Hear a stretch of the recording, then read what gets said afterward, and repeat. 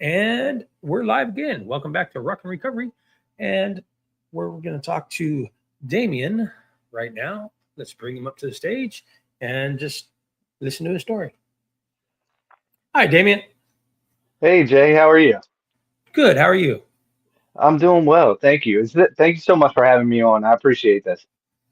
Thank you for being on. I appreciate it. I mean, just getting going with this whole podcast stuff. And I've met some incredible people. You're one of them. I met yesterday, I met somebody that was hiked the Appalachian Trail at 70 years old. You Oh know, wow.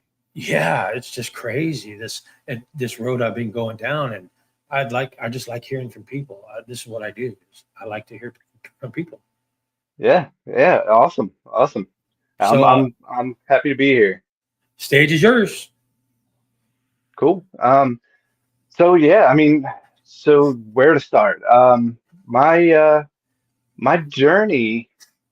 So basically, growing up, um, my childhood was normal. It was a normal childhood. My parents did divorce when I was about 8, 9 years old, something around there. Um, but other than that, like nothing else was really would be like, oh, I could see how he went down this road, at a young age. But that's not at all what happened. Grew up, loved playing baseball. My Even though my parents were divorced, I saw my dad all the time because he was my baseball coach. So I stayed full time with my mom, and I would see him, occasionally on the weekends. But like I said, he was my baseball coach, so I saw him every day anyway. So Right. um, yeah, I didn't. I experimented with like drugs and alcohol through high school and stuff, but it was never to excess. It was one of those.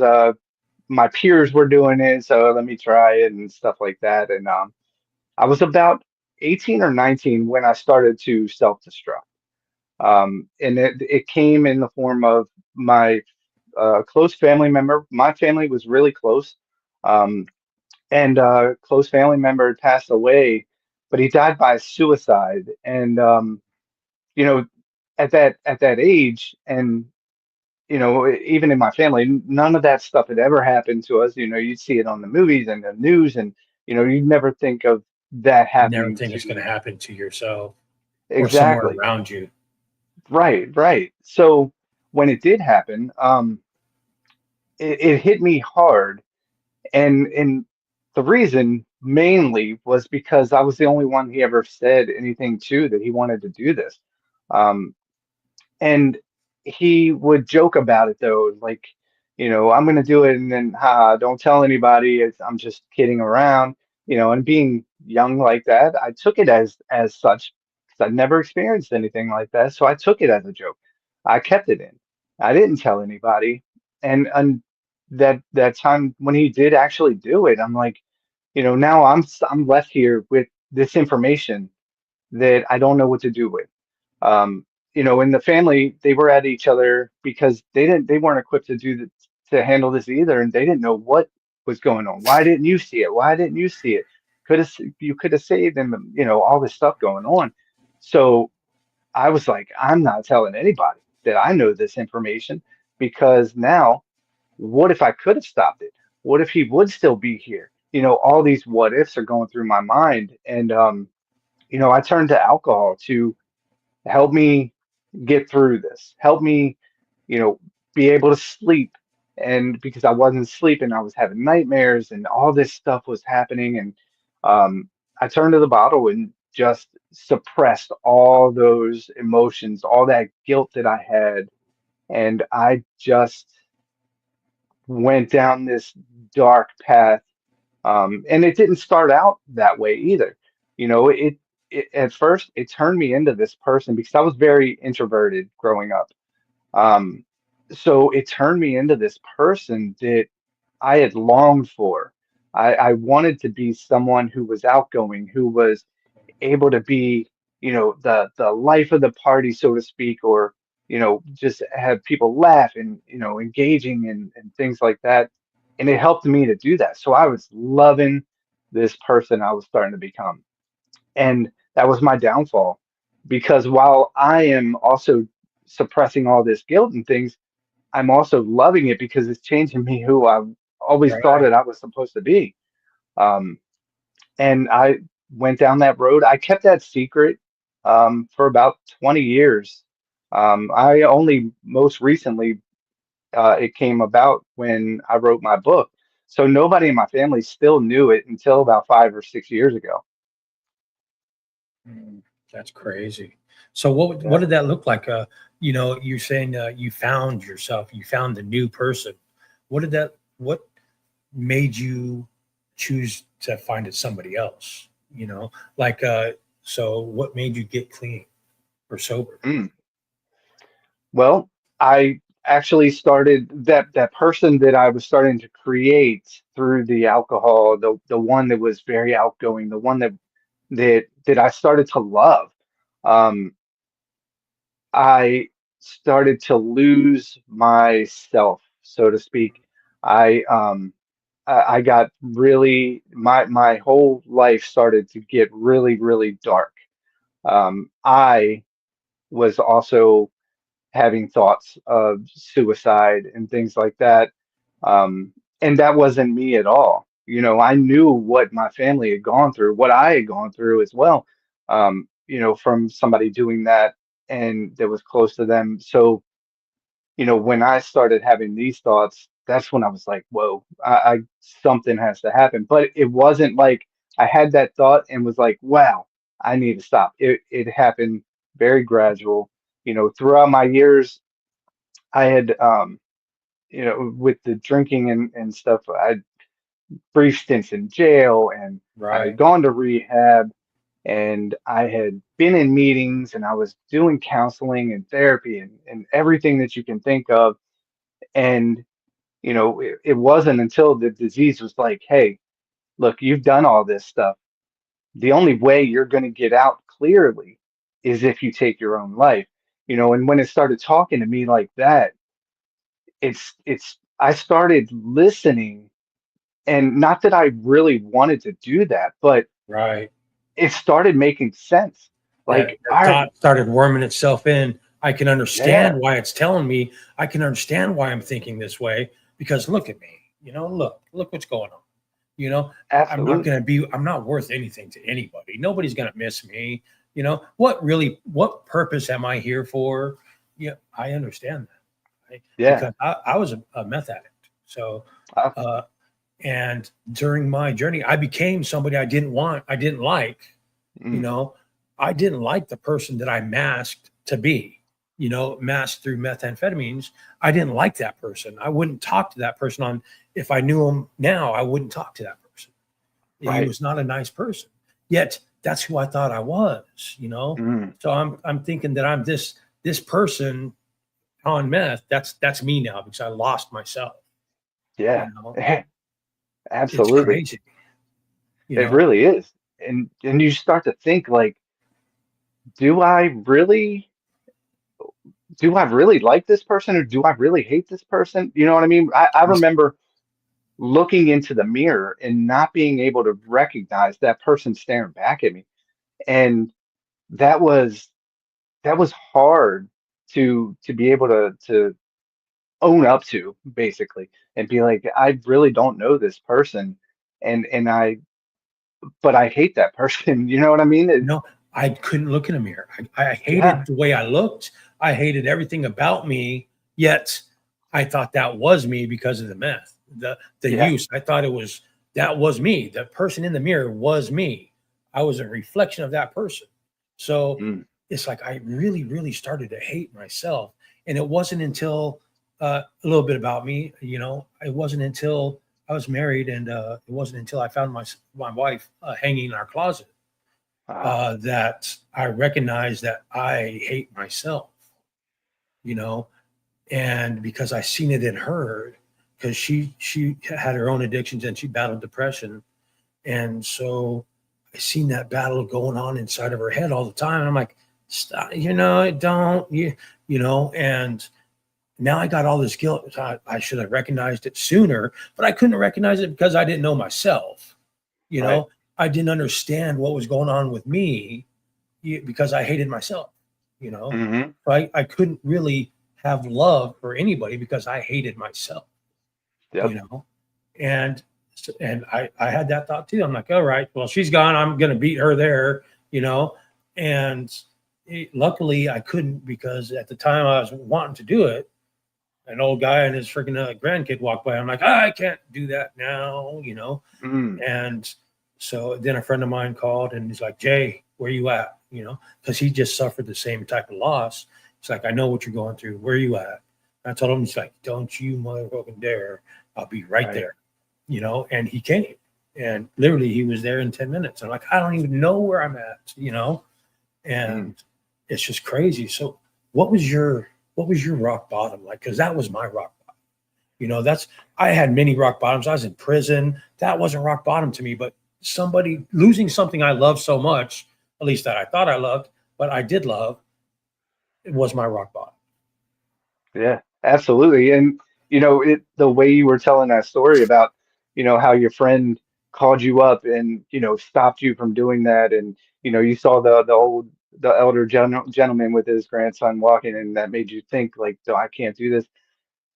Kind of the same thing happened to me. So, you know, um, you would think that all the stuff that I did should have been my rock bottom. Going to jail, going to rehab, going to counseling, you know, wrecking cars and just wrecking everyone's life around me. You would think that, hey, something should tell me I should wake up, but no, it wasn't until I wanted to take my own life. And that day that I was going to do it, I was the only one at home. And I was ready, but I wasn't ready because we don't really want to do it. We always have those thoughts like yes, no, and you fight with yourself, and then you take the one side at the last chance. And I was home alone, and my wife was at work, and I'm texting her, look, I'm not going to be able to pick up the kids today at school. You're going to have to do this. I'm sorry. I didn't, because I didn't want to hear her voice. I knew if I heard her voice, it's gonna make it worse. So Make it I worse. wanted to text, yeah, and I wanted to text her and just get it out of the way and just do it. And then, in the process of doing that, my vision is so blurred, and I can't see straight, and I'm just the withdrawal is so bad at that point. I accidentally called this pastor that I have in my phone. Now, I'd never talked to this guy. I had his phone number because my dad gave it to me a while before, and was like, he was at his wit's end. He was like, just call this guy, something, do something. I know you need help. I just call him. And I said, all right, I'll call him. And I never did. Um, and that day, I accidentally called him, and I'm staring at this phone, frozen, Hmm. seeing that the number is called, and I don't know what to do. I can't hang up. If I hang up, he's gonna call back. I just gotta let it go. And he picks up, and he's like, "Dude, what's going on?" And I'm like, broke down completely. Just told him the whole thing that was going on. He was like, "Listen, meet me at the coffee shop, and it's like 2 minutes down the road from my house. Meet me at the coffee shop. We'll talk there. Just promise me you're not going to do anything. Just go straight there." And I did. I get there, you know, tears in my eyes, my face is all flushed, and um, we sit down, and he's like, I want you to pray. Now, I had never prayed before. My relationship with God was that I believed, and that was it. And I'd never gone to church or anything like that. And he asked me to pray, and I did. And I don't remember what the prayer was, but I did it, and I felt good about it. And him and I continued to talk, and I just told him everything. And he was pretty much the first person outside of my family that I actually spoke genuinely about what was going on with me. And after we left the coffee shop, I came home. I still texted my wife and told her that she was going to have to pick up the kids, but it wasn't because I wasn't going to be here. It was because I'm checking myself into rehab, and I did. Um, I checked myself into Ashley Treatment Center here in Maryland, which is like 25, 30 minutes up the road. And you know, even in that moment, though, I still had the thought because I called them and they said, "Hey, we can get you in. We can get you in today if you need a detox. If you don't need a detox, then we have a bed for you in 5 days." Right. So instead of going that day, knowing I needed to detox, my thought process was, I will Oh, that's wait for five that five days. days. Yeah, I got Yeah, 5 days now. I can drink whatever. I can get loaded for 5 days. exactly, exactly. But I didn't do that. What I did was I stopped the next day. I was completely sober. I went off that night. I wake up the next morning, withdrawal like crazy, and I had gotten sober before I went there. Now that was the hardest thing because first off, you should not ever detox on your own. No. Not not one bit. Um, and I didn't realize how bad it was going to be. And it was horrible, and I should have gone and had medical attention. I made it out luckily.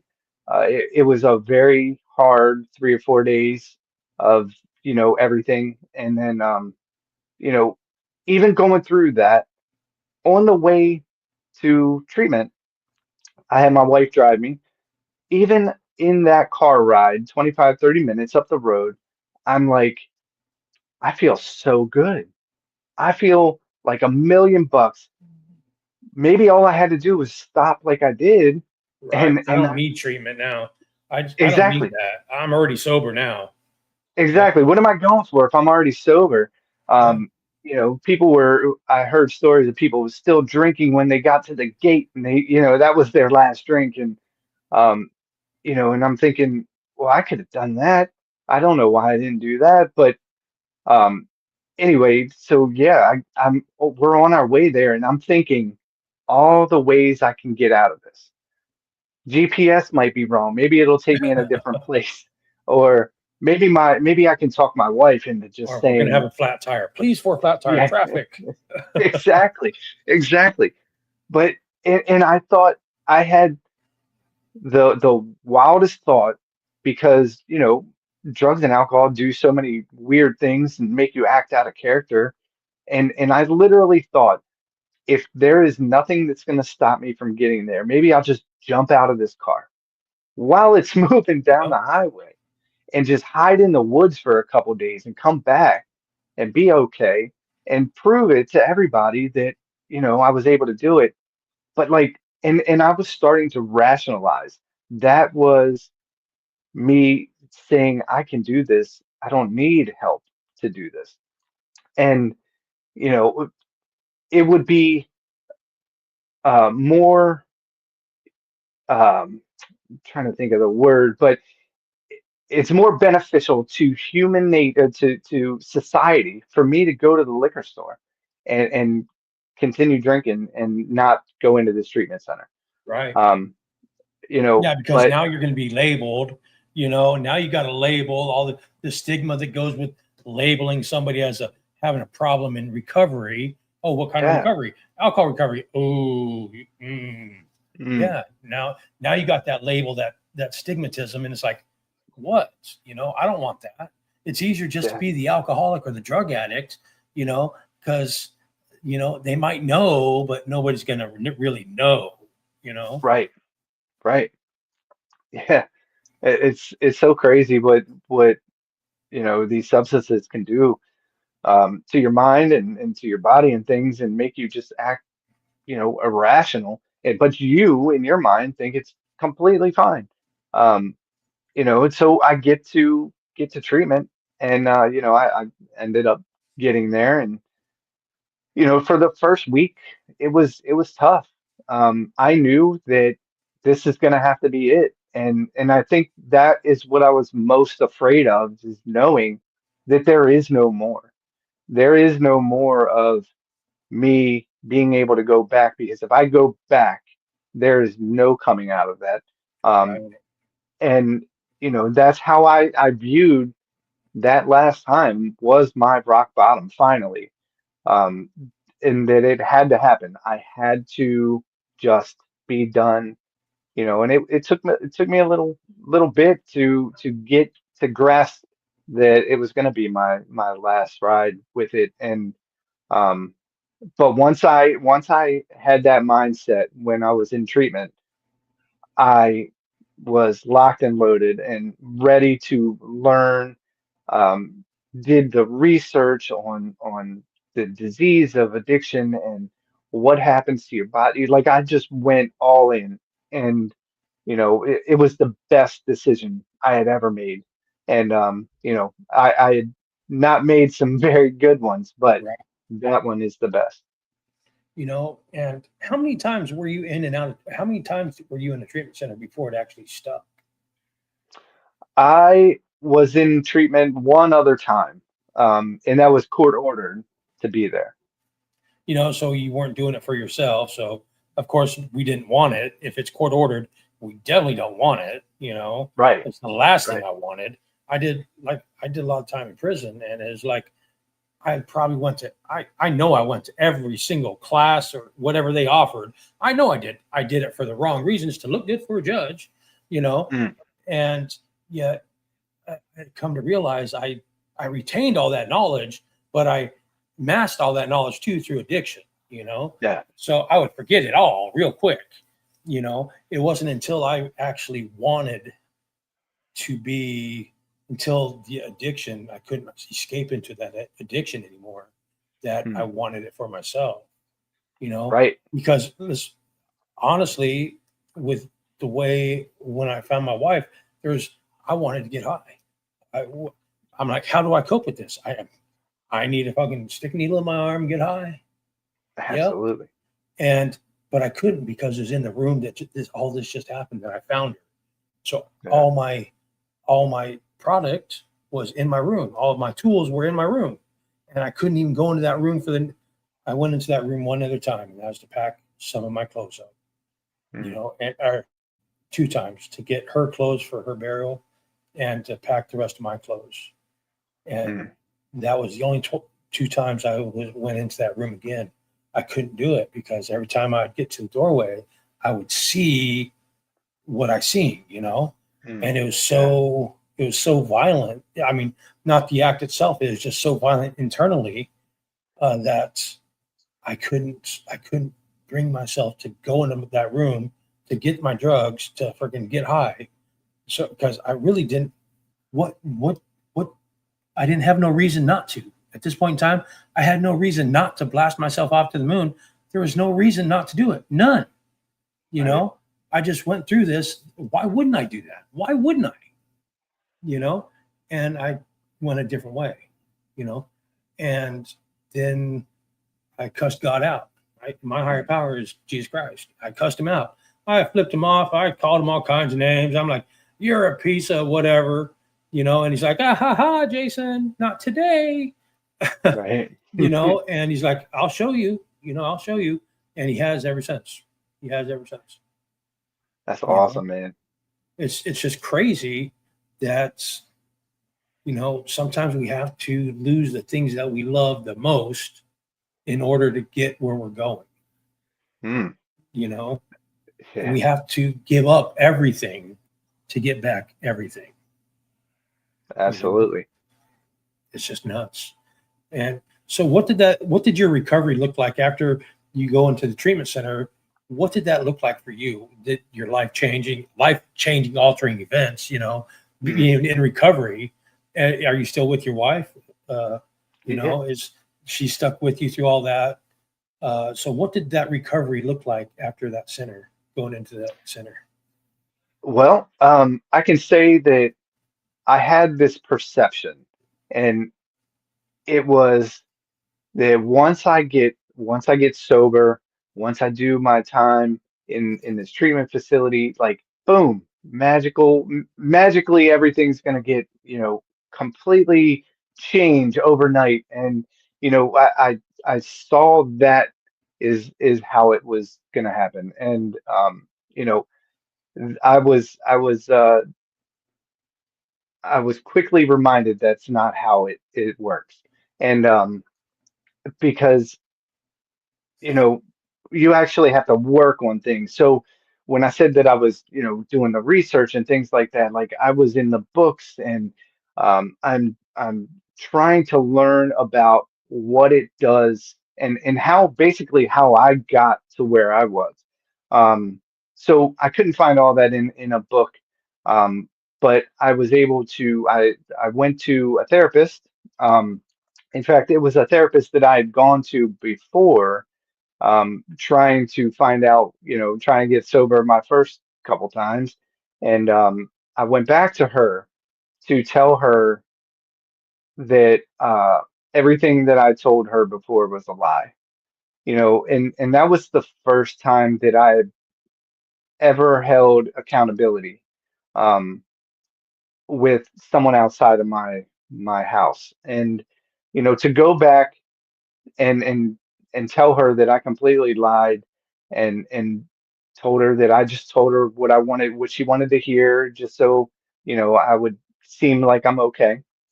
Um, but we dove once all that was taken care of, and I told her I'm ready to go all in on this. You know, she's also a trauma therapist, and she helped me a lot to get to the root of what my problem was. And it stems all the way back to, that family member taking his own life. And, you know, uh, trauma is the root of a lot of addictions. From what they say, professionals say. I'm not a professional, but I've heard professionals say that the root of addiction is almost always trauma related.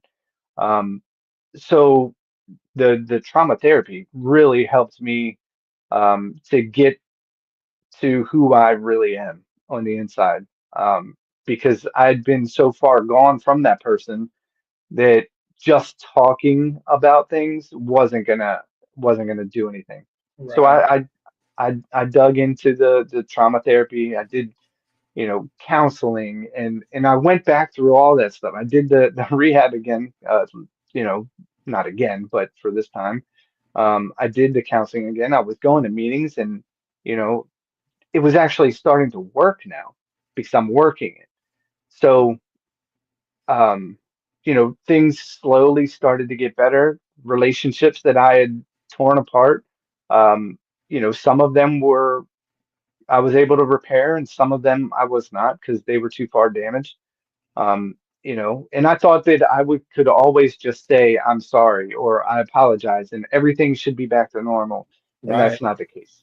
That's not You the case know, at all. and I find that that's the same with like all of us. Mm, Once we get clean or sober, all of a sudden the world needs to change and recognize that I'm clean and sober. I'm not that old person no more. All right, now love me more. yep. And it doesn't work that way. It doesn't work that way. Mm, You gotta remember that these people just did that addiction with you. They yep. suffered just as much as you did. You made probably their lives more worse than yours. you know Mhm. for me, I know that's a fact. And now they have to forget that. They have to unlearn that side of you, to learn and to trust this person, you know Yeah. and it's so easily broke too. So we've got to be on basically our A behavior all the time, or that trust is gone. Right. It's gone. And just like it didn't exist in the first place, just like you're still that asshole alcoholic or asshole addict, that we're in using. Or else, you know that's we just got to maintain that keep going forward all the time. Oh and yeah. and we just got to keep that trust building and building and building. I know that's the way it works for me, Mm, because I didn't care when I was an active addict. Didn't care. Didn't have feelings. I didn't care. You know. hmm. Now it's so much more different. Now I'm having to learn how to cope with my own emotions, let alone having to cope with somebody else's emotions. It's like, oh, okay. Now what do I do? I talk to people. Yeah. Exactly. That's like my wife. I don't know how, I don't know how she stuck with it. We've been together 15 years, so she was with me.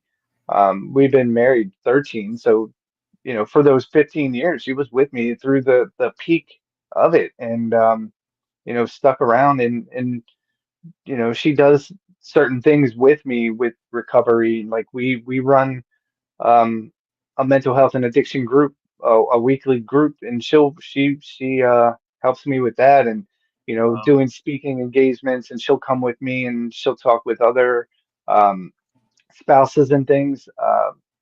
And she went through a family wellness program up at the rehab that I was at, Wow. trying to figure out how to deal with, So she was with really in your corner fighting with she you, was, much as just as much as you were fighting, she was fighting with you.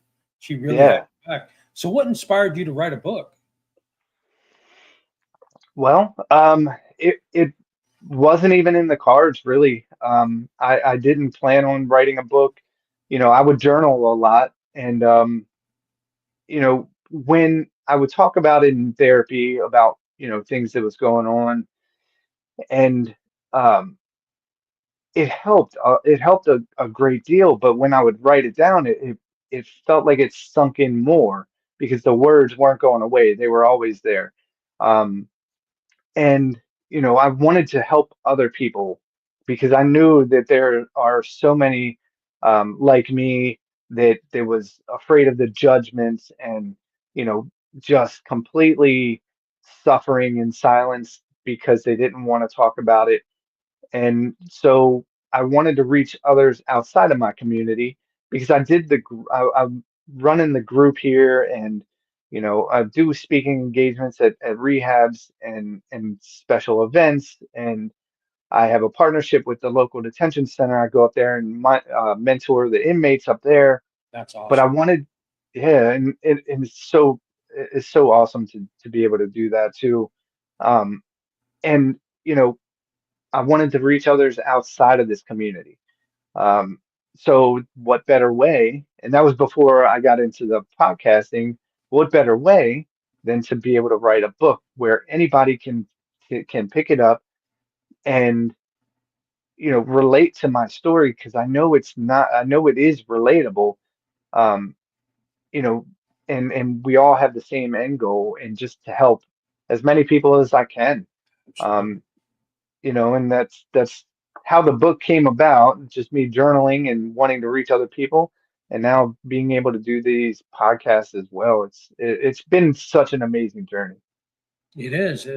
It's how far we've come. Our past doesn't define us. You know, Right. people like to say, "Oh, you're still that out." I can be, yes, I can be Mm, if I choose to be. I choose not to be now. Now that's the beauty of it is I got a choice. I yeah. get to choose my actions, my behaviors. I get to choose who's eating at my table, so to speak. I get to Hmm. choose who I engage with or disengage from. I get that Mm, choice now. I get to choose what I'm going to do today instead of running around looking for my drug, yeah. spending all day looking for it for, what, just to stay up another day to do it some more? No, I get the choice to, I get the choice now. I just get the choice, you Yeah. know, and I choose to do the right thing continually. Yet, what would you say to somebody that just got clean and sober, just got clean, just came out of rehab or recovery, and they're doing the right thing, and they're on the verge because they're still stuck in their head, or this person that they're with or whatever else, they're still stuck in their head, and they're starting to get irritated with the person, and it's starting to trigger their bad thoughts. It's starting to Mm, trigger them and making them want to go use. What would you tell that person? yeah. I basically, what I would say is that you're not alone. We're gonna feel like we're alone. There's gonna be moments when it feels like, you know, basically the whole world has disappeared around you. And no matter where you are on this path, whether it's your very first 24 hours or you have decades into your recovery journey, um, no matter what it is, sobriety is such a powerful milestone. But you want to make sure that it's not your final destination, meaning you don't just stay sober, because to be honest, there's no finish line to this thing. We're never going to beat this completely, and you don't have to. All you have to do is beat it right now. Just beat it right now. And, you know, take your time because there's no finish line to it. Take your time, show up for yourself every single day, working consistently on healing the parts of you that you once held back. Building that mindset that craves growth. You'll get to a point to where, like we were talking about earlier, where you can look in the mirror and realize that you truly do love the person looking back at you again, and it Yeah. will happen. And it does. It takes time. Once I started to learn to be able to be comfortable being alone, that's when I truly, truly started to like myself a little bit. You know, Yeah. is I got my family back, like Mhm. extended family, my mom, my brothers, and my nephews and nieces. I got those back as I was getting sober. I lost all that shit while in addiction. I didn't lose it. I kept myself distanced from it, and for their protection, basically, I would ghost my mom. I would ghost everybody in my life. Just stay back, just Mm. stay back. And it was me protecting them from me, you know. Yeah. And it's hard to think about it that way because my mom would always call me, Jay, let's eat lunch. I want to see you. I haven't seen you in 10 years. I want to see you. Yeah, probably not, you know. And I didn't want them to see me, but I was also protecting them from me, you Yeah. know. And I don't realize if they really understood that until they saw the change, Mm. I, until they saw me sober and clean. I don't think they understood that maybe that I was protecting them from me instead of just ghosting myself because I was embarrassed. Right. It's kind of it's unusual that we do that. We still have that presence and can do that, but we also don't want to be judged. Like I didn't want to be judged from my mom either because that's my mom. Let's be real. Yeah. She's got to love me, right? She's supposed to love Right. me. Right. She's not going to love the person that I was as an addict. Nah, Mm. you know. So I just stay back, just stay away. I'm probably not going to see you. You're probably not going to like me. I'm just going to be mean. So stay away, you know. Mm. And now that I like myself, it's a whole lot easier. I moved to Florida to be closer to my mom. Yeah. You know, it's Right. crazy that we have opportunities that come up as we're getting clean, and now we can see them. Now, Yeah. see, so there's probably opportunities that we would notice the bad opportunities as an addict, but never the Mm. good opportunities that came. And, because they're always there too. Good comes bad, bad comes good, but being able to recognize and know the difference and Yes. perceive the difference, that's what I like. That's what I am grateful for. Oh, absolutely. I'm 100% with you. Like now, when I'm put into a negative situation, or I just wake up because let's be real, life is gonna life no matter what, right? It's not gonna always be sunshine and rainbows. We're not gonna wake up in a great mood every day and all that. But the way I've started to be able to look at things like that, like, it's Monday again. What fresh hell am I walking into at work Yeah, today? That kind of stuff. yeah. The kind No, of it's stuff that Monday. Yes, the beginning of the week. exactly. Now it's like, what can I learn today? Yeah, What is this negative situation or this negative emotion that I'm feeling? What is it trying to teach me? When I started shifting my mind to start thinking like that, is when things started to become easier for me to be happy. Um, and that doesn't mean I don't get in bad moods. That doesn't mean that I don't get pissed off here and there. It doesn't mean any of that. But more times than not now, I am able to smile. I'm able to be happy and just embrace, what is going on around me and appreciate it because for the longest time, and I'm sure you can attest to this too, for the longest time, we just didn't give a shit. And, it oh, you could mean have I'm come having and a bad gone. day? I'm going to go get high. You know, Yeah, yeah, I was exactly. praying for the bad days. Let's be real. I wanted bad days for an excuse. I didn't need an excuse to go get high. You know, Yeah. and the same Yep. thing. It's it's funny that I just got off another podcast. I just did another show with Hillary Brown or Hillary, I can't remember her name, but she was Sally Brown, the Charlie Brown actress. She Mm. was the voice of that person, and Oh, no so crap. and we were just talking about changing our perception.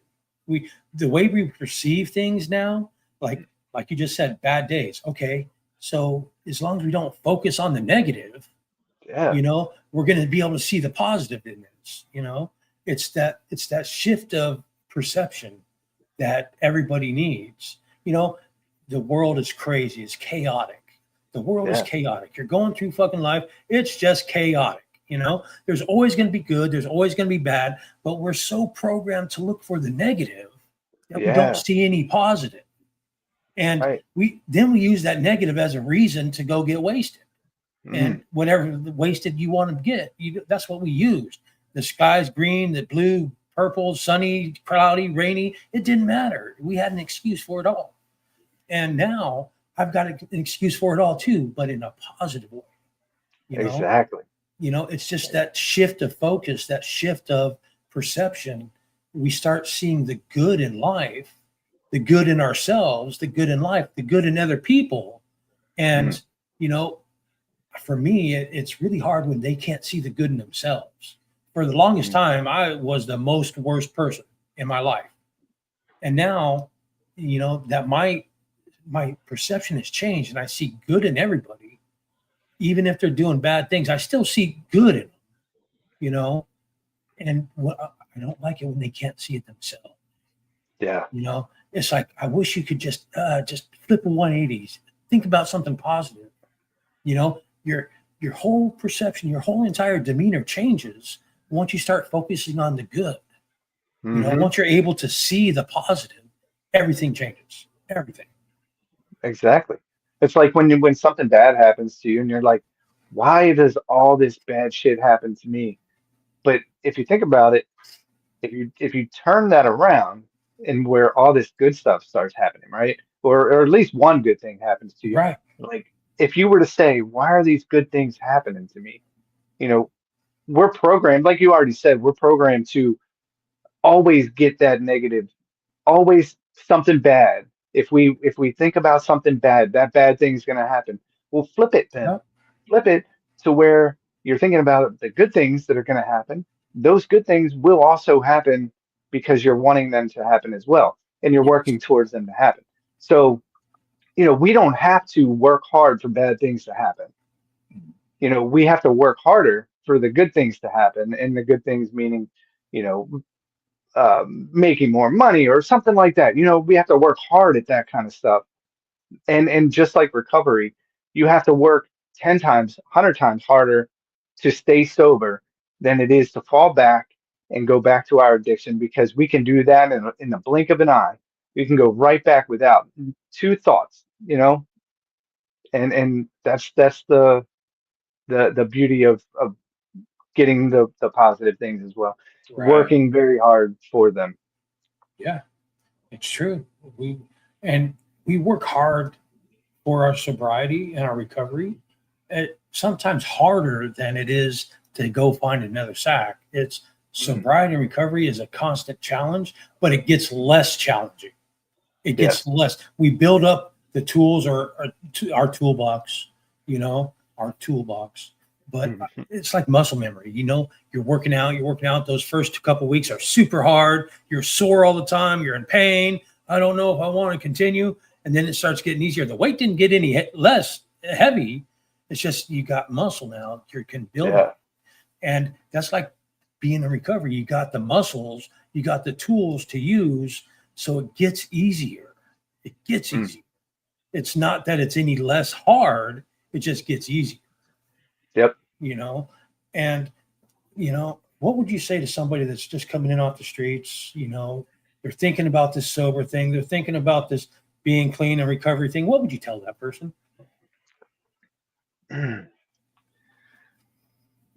You can do it. Um, you know, I would tell them that you have to start somewhere. We don't want to be in addiction. We don't want to be addicted to anything. that person doesn't want to be addicted to anything, but they don't know how to go about it. And I'd say um, find like-minded individuals. Do everything that you can, but do it for yourself. You have to do it for yourself. A lot of people will say, well, you have kids. Why don't you do it for your kids or your wife or your job or anything? And we don't do it. And it's not because we don't care about those things. It's just that we care less about ourselves. And that's why we have to do it for ourselves.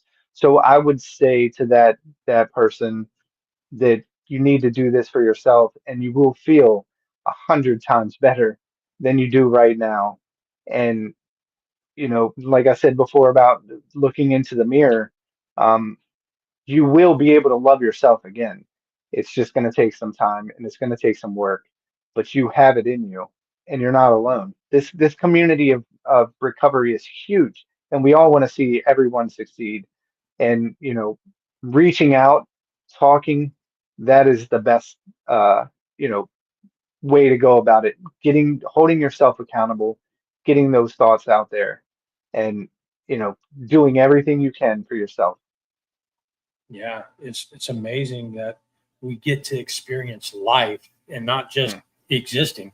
We get to experience life in a positive way, even in the most negative circumstances.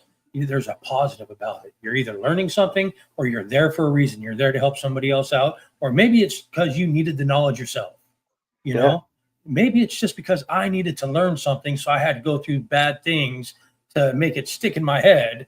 You Hmm. know, for the good things. And maybe it's because you're meant to be here. Oh, wait, you're here for a purpose, on purpose. Everybody is. Whether Yeah. that's to learn or help somebody else, you're here for a purpose, you know? And I really, I think Blast talking to you, you bring them, you know, you're so knowledgeable and I look up to you. Hey, you know, I've,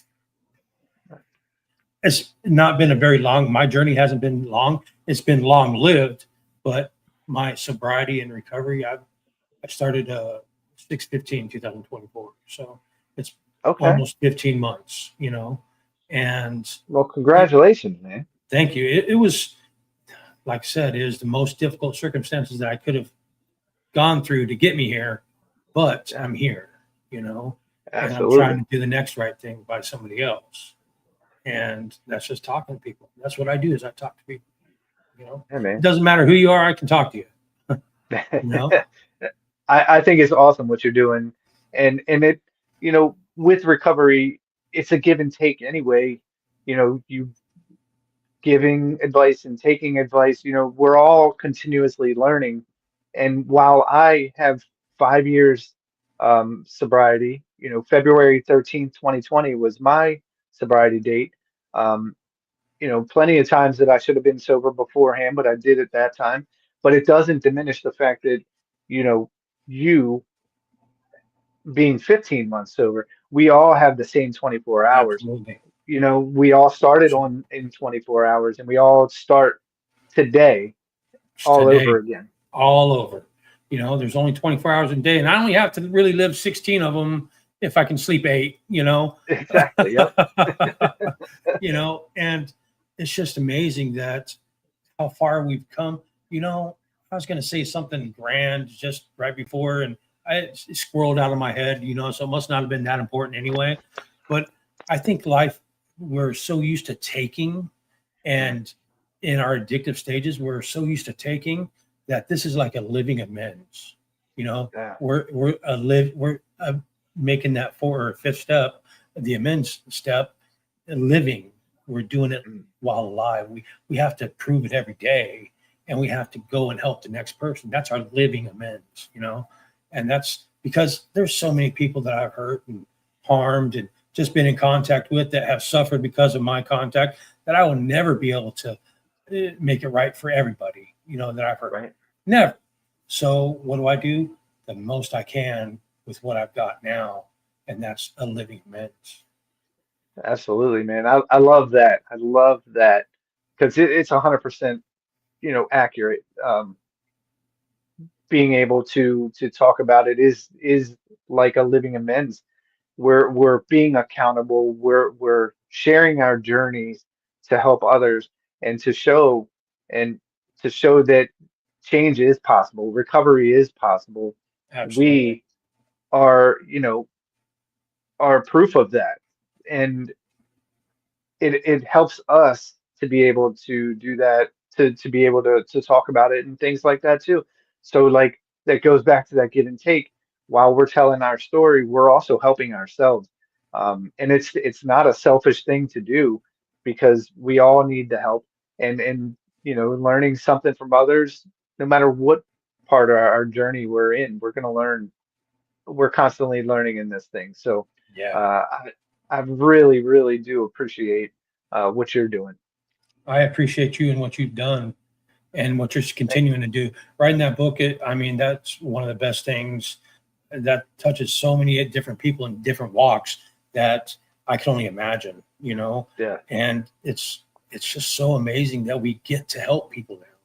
Instead of yeah, hurting and taking, we get to do this. And it's our choice that we get to do it. And we still choose to do it. If absolutely. everybody in the world could get to choose to do something kind to somebody else, to help somebody else out, we wouldn't be suffering nearly as much as we would. You know, Right. it's a great thing being in recovery and being sober and in recovery. It's a great thing. It's a very positive thing. It doesn't have to be pretty all the time. It's freaking, there's ugly parts, sides of it too, but in the final days, you get to live. Yeah, You're going to stop doing your freaking addiction one way or another. You're going to stop either the grave or you get to live, yeah, you know. And I choose the second. I get to live, you know, and I'm going to live yeah, every day for today and do the most I can in the day. exactly. Well, it's been a Exactly. blast having you on here. If you want to say anything else, you're more than welcome to touch on anything. Plug your book. Yeah, absolutely. So yeah, my book is on all major online retailers. The most popular I've seen is on Amazon, but it's called Breaking the Silence, My Journey from Addiction to Healing. You can join our Facebook and Instagram groups, Breaking the Silence as well. And we post on there like about our meeting. If you're not in the Maryland area and you would like to join one of the meetings, you can do so. We have we use Zoom, so the link is on our pages there that you can get. And yeah, that's the best thing. And my link tree, I don't know if you have it, but We do. you can get the link tree, and it has access to, if you want to contact me directly through my email, you can do so as well. All right. And that is just keep rocking your recovery. Until next time, rock that recovery. And we're out.